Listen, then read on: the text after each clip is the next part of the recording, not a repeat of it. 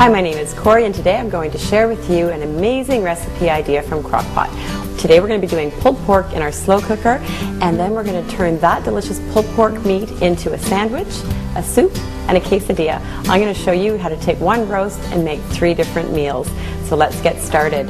First of all, we're going to take a roast of pork. It can be a shoulder, it can be a pork butt, it can be a pork tenderloin, depending on your budget and depending on how many people you're going to serve. You tailor it to your needs. So what I'm doing is I'm adding salt and pepper to our roast. I've preheated my frying pan, and we're doing this because we're going to brown the roast in the frying pan and get nice brown bits and flavor started on our roast.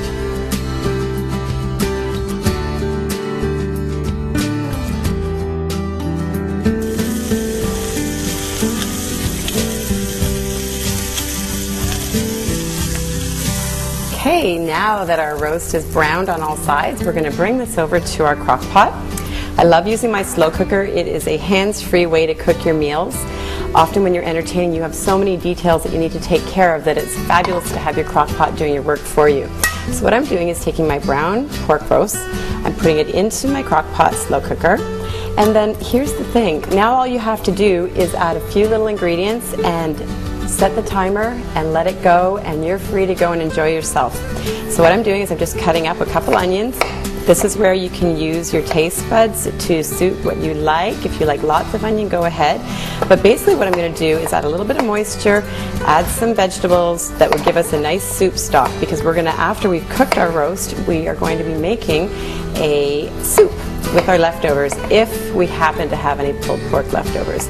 They are a favorite in my home, and I'm sure once you make this recipe you'll find it to be a favorite in yours too.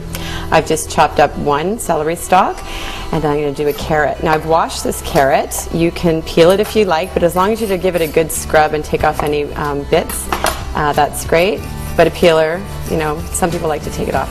When you are peeling your vegetables though, just be sure to take a little bit of the top layer off. Okay? So I'll chop this up, we're going to add it, and that is it. And the liquid we're choosing to use today is a dark beer.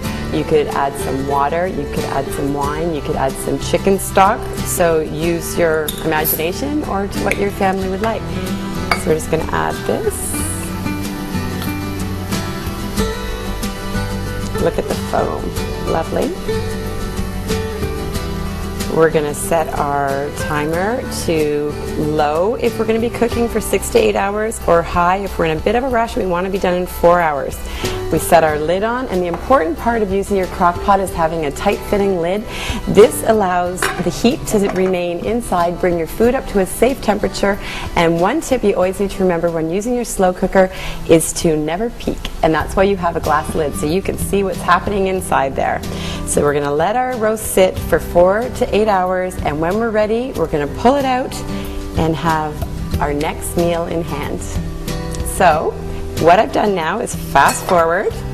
We have our roast, which is shrunken down, and then I've also pulled off the liquid and that we've generated. You can see how I added about 12 ounces of beer to it, but the juices from the pork, the juices from the vegetables, and the beer and the steam have all made lots and lots of liquid, which is a treasure in my world.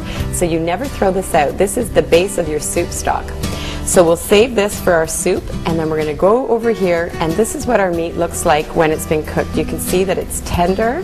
It flakes apart with your fork, so you take 2 forks, you pull your pork apart. So now the pork is pulled apart, it's nice and kind of, you're looking for stringy, that's the right word. And then to this you're going to add your favorite barbecue sauce. It could be a barbecue sauce that you make on your own, it could be store-bought, but basically this is going to infuse into the pork. And then 2 options here. You can use it just like this if your pork is still hot.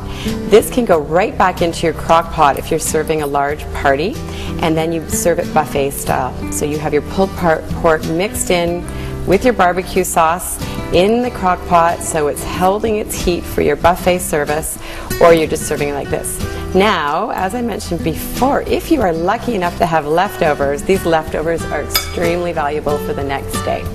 You can make a sandwich, so basically just taking your pulled pork with some cheese, I love to add some caramelized onions and peppers, almost like as if you were making a fajita, but you're substituting the fajita meat with the pulled pork. We're adding some onions and peppers onto a nice whole grain bun, and you have a fabulous, fabulous luncheon idea. Okay, now as promised, the next thing we're going to do, we'll go back to where we cooked our pork.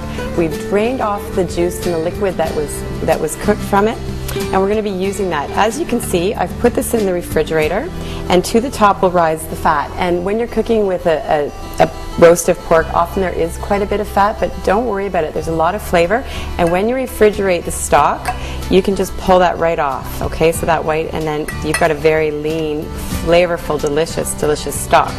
So we don't ever throw this out. This is going to go right back into our pot. You can go right back into the crock pot if you like and let it sit again with the onions and everything. We're going to add a can of black beans and then a little bit of chicken stock or beef stock just to bring those flavors together. We're going to take our leftover onions and peppers and we're going to toss those in there. And this is going to cook again and come together. All these flavors go so beautifully. You could add some fresh cilantro and parsley. You can puree this all together, and then at the last moment add some of your pulled pork meat if you have any left over.